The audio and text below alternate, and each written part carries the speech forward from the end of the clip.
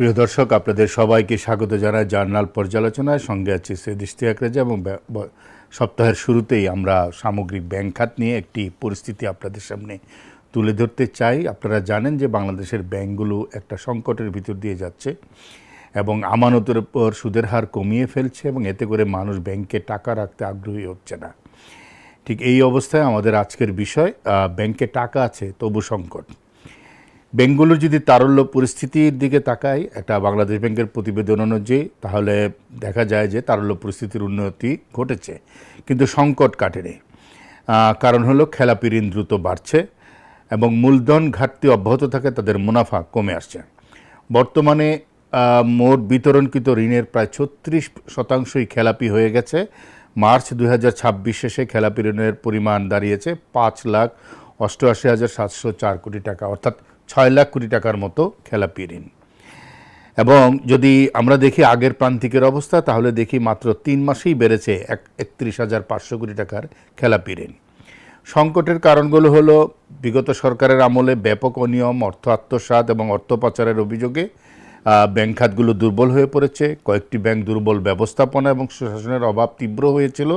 শরিয়া ভিত্তিক ব্যাংকের অবস্থা সবচেয়ে খারাপ, কয়েকটি ব্যাংকের অবস্থা সবচেয়ে খারাপ ছিল এবং সাধারণ গ্রাহকদের একটি বড় অংশ ঋণ পরিশোধে ব্যর্থ হয়। খেলাপি ঋণ বেড়েছে এবং অর্থনীতিতে তারল্য বাড়লেও উৎপাদন এবং বিনিয়োগ প্রত্যাশিত ইতিবাচক প্রভাব পড়ছে না। অর্থাৎ ব্যাংকের কাছে টাকা আছে কিন্তু ব্যাংক কোথাও বিনিয়োগ করতে পারছে না, ফলে তার সংকট তৈরি হচ্ছে এবং আমানতের উপর তার সুদের হার কমাতে হচ্ছে। সরকারও নীতি সুদের হার কমিয়ে দিয়েছে। 2024 সালে আওয়ামী লীগ সরকারের পতনের পর আমরা ব্যাংকগুলোর তীব্র সংকট সামনে চলে আসে। বৈদেশিক মুদ্রার রিজার্ভ কম ছিল, ডলারের বাজার ছিল অস্থির, উচ্চ মূল্যস্ফীতির পাশাপাশি কয়েক ডজন ব্যাংক তীব্র তারল্য সংকটে পড়ে। অনেক ব্যাংক আমানতকারীদের অর্থ ফেরত দিতে হিমশিম খায়। ব্যাংক থেকে অর্থ আত্মসাৎ এবং বিদেশে অর্থ পাচারের অভিযোগে কয়েকটি শিল্পগোষ্ঠীর বিরুদ্ধে তদন্ত শুরু করে অন্তর্বর্তী সরকার। সেই সময় আমরা দেখেছি যে বাংলাদেশ ব্যাংক দুর্বল ব্যাংকগুলোর মার্জার এবং কনসলিডেট আওতায় আনার উদ্যোগ নেয়। 5টি ব্যাংকে ইতিমধ্যে একীভূতকরণ করে একটি ব্যাংক করা হয়েছে। যদিও 5টির মধ্যে এক্সিম ব্যাংকের অবস্থা তুলনামূলক ভালো ছিল, তবু তাকে মার্জারের আওতায় আনা হয়েছে। অন্যদিকে অনেক দুর্বল ব্যাংক মার্জারের বাইরে রয়ে গেছে।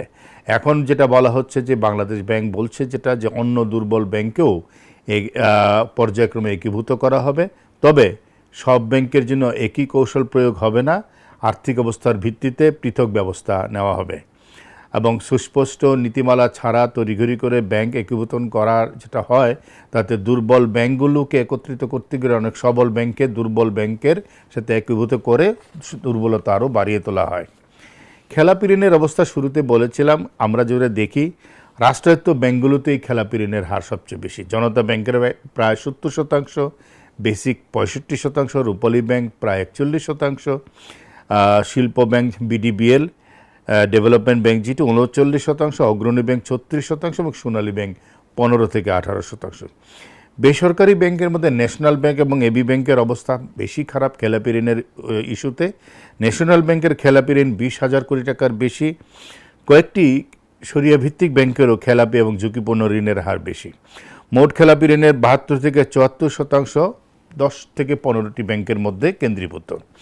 তুলনামূলক ভালো অবস্থানে রয়েছে BRAC bank, city bank, prime bank, eastern bank ইত্যাদি ইত্যাদি, যাদের খেলাপি ঋণের হার অনেক কম। বাংলাদেশ ব্যাংকের যে পরিকল্পনা, তাদের দেখা যাচ্ছে যে 18 মাসের একটি পরিকল্পনা হাতে নিয়েছে। ঝুঁকিভিত্তিক অর্থাৎ রিস্ক বেসড অ্যাসেসমেন্ট সুপারভিশন চালুর উদ্যোগ নিয়েছে এবং সংসদে পাস হওয়া ব্যাংক রেজুলেশন আইন বাস্তবায়নের একটা উদ্যোগ আছে। দুর্বল ব্যাংকের মার্জার একীভূতকরণ করা হচ্ছে। সুশাসন আইনি প্রক্রিয়ার উপরে জোর দেওয়া হচ্ছে। শুধু তারল্য নয়, ব্যাংক খাতকে টেকসই কাঠামোর উপরে দাঁড় করানোর একটা চেষ্টা আছে। আমানতকারীদের সমস্যা সবচেয়ে বেশি। অনেক আমানতকারী নিয়ম মেনে ব্যাংকে টাকা রাখলেও প্রয়োজনের সময় নিজের অর্থ তুলতে পারছেন না।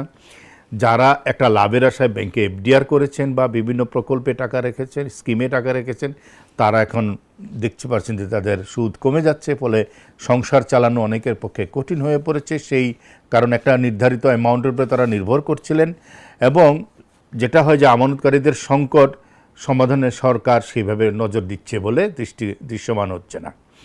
খেলাপি ঋণের কার্যকর সমাধান করতেই হবে। ব্যাংকের মূলধন ঘাটতি, প্রভিশন ঘাটতি দূর করতে হবে। সুশাসন এবং ব্যবস্থাপনা শক্তিশালী করতে হবে।